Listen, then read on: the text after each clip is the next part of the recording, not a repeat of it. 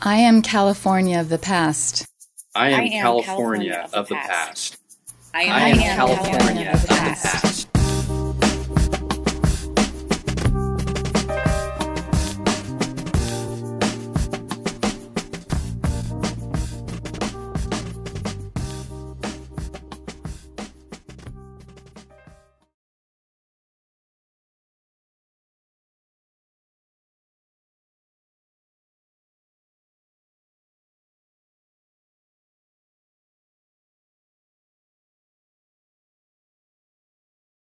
I went into, I tried to get into the Naval Air Corps, but they still required college graduates, and I hadn't enough units yet.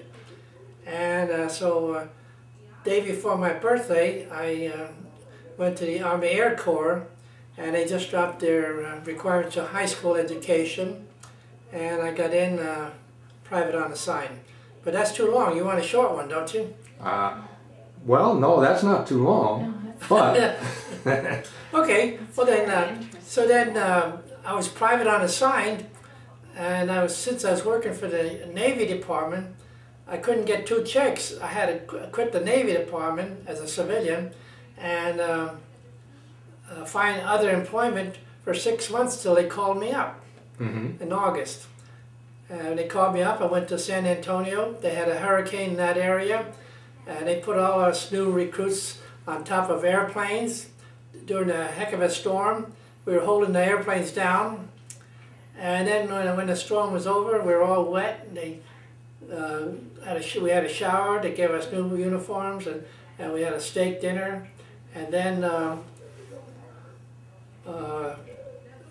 we were in the Army Air Corps. Well, then I went to primary school. Basic school, and then advanced school in Victoria, Texas.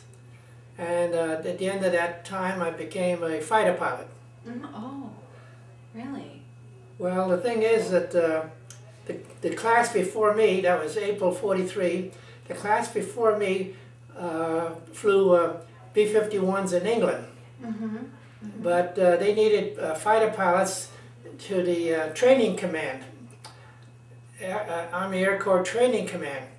So I was sent to Kingman, Arizona for 2 years. That was a bomber facility, B-17 bombers, and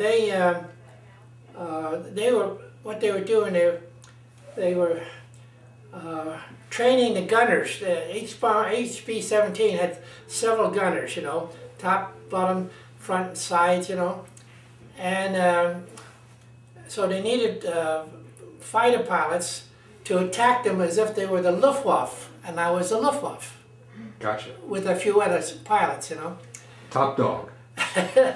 Just about, but this is propeller days. Yeah.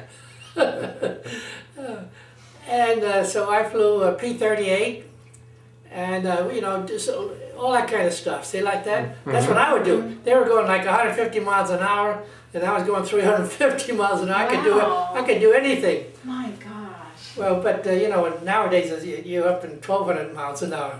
Oh. But this was, and a P-38 is a very small plane, and maybe that's why I made a fighter pilot, because I was only 5'7", and the engine is behind me, 1,500 horsepower engine right behind my neck.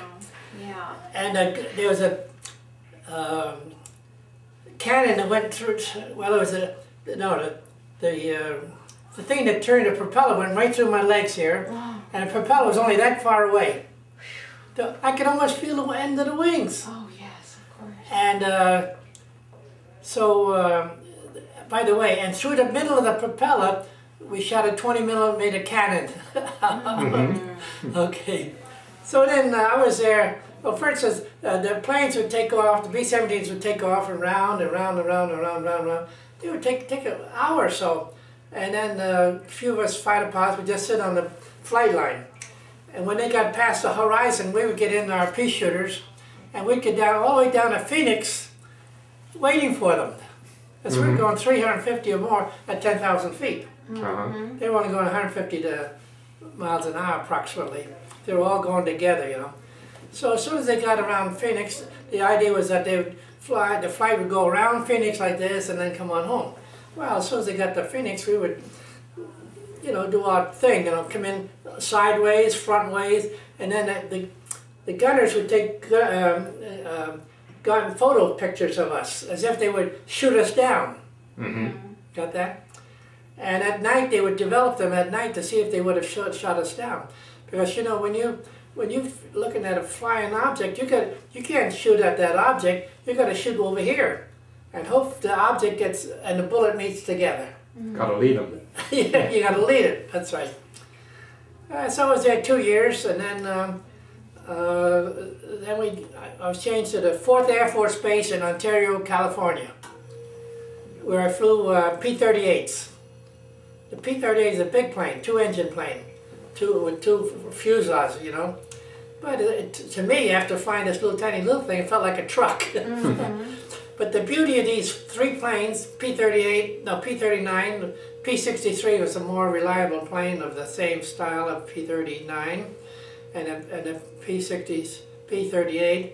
The beauty of it, they were tricycle landing gears. Oh, yes. Okay. You know, I was a pilot for a while, so I'm listening to this with Pardon me? keen interest. I studied flying for a while, so Okay. I am listening to So now, you know, a lot of planes, you know, like the training planes, you know, you have to land, you have to be able to have a good depth of perception and land at the right time, you know, otherwise you either land too soon or too late, you know. But with the tricycle gear, you can come in like this, you know, and keep on going. So we were getting in the 4th Air Force, you've heard of that. So Pasadena Control, they had the radar control station there. They would vector us. That means they would tell us which way to go, what elevation, what height, what elevation, what direction, and so on. And we would go out and look for these UFOs. We never find any. Sometimes we'd find a B-29 coming down along the coast that forgot to put their IFF signal on, you know. Yes. And then we just reported that it's a B-29. And then we'd come back and So you never found any, huh? no, never found any.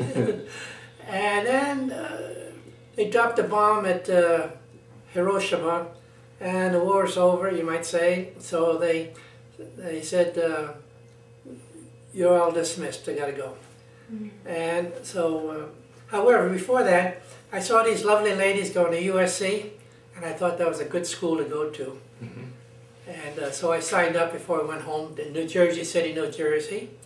When I got home, had a telegram says I'm admitted to USC, and I took the train back. And when I got to Union Station, I looked up Sigma Phi Epsilon fraternity, and I said, I'm a Sig F from DC Alpha, you got room for one more? And they said, yeah, come on in. And I moved into a fraternity house at USC on 28th Street. That's my story, and I'm sticking to it. Fair enough. Is that all right? That's good. Not too long?